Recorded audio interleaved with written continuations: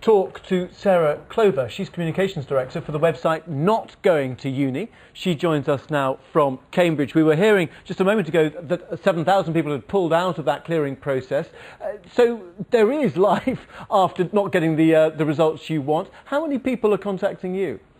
Oh, we've seen a tremendous upsurge in interest on our website today. We're getting a lot of inquiries sent through from young people who haven't got the grades that they require.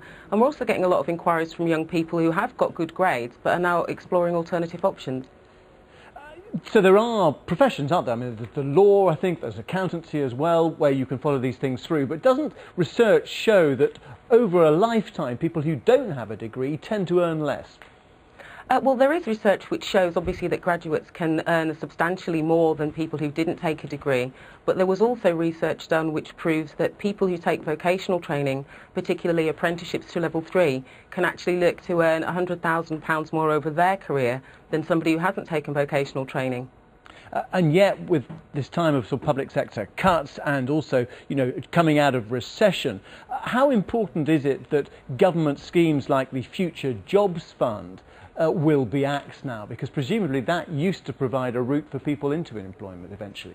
The Future Jobs Fund was a very good route into employment for young people, and I'm hopeful that this current government are going to put something else in place to assist young people who are struggling to find employment once they've left school or college. And in such difficult times, how do, say, large private firms view now providing for apprenticeships? Because they are presumably pretty expensive, aren't they, if you're taking somebody on, paying them and training them as well?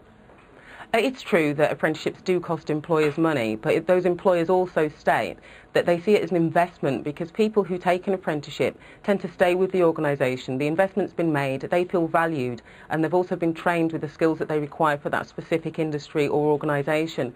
So employers don't actually mind standing the cost.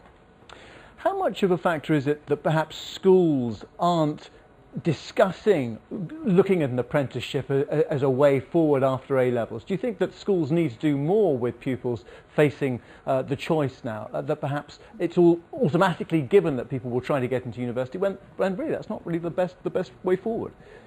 Absolutely. I think that careers guidance in schools has got to change. I recently did an online debate for The Guardian, and I was told by one amazed 16-year-old that he didn't even know that apprenticeships still existed. He genuinely thought that they were a relic of a bygone era, and I'm amazed that schools aren't actually encouraging young people to look at this. It's a fantastic route to take.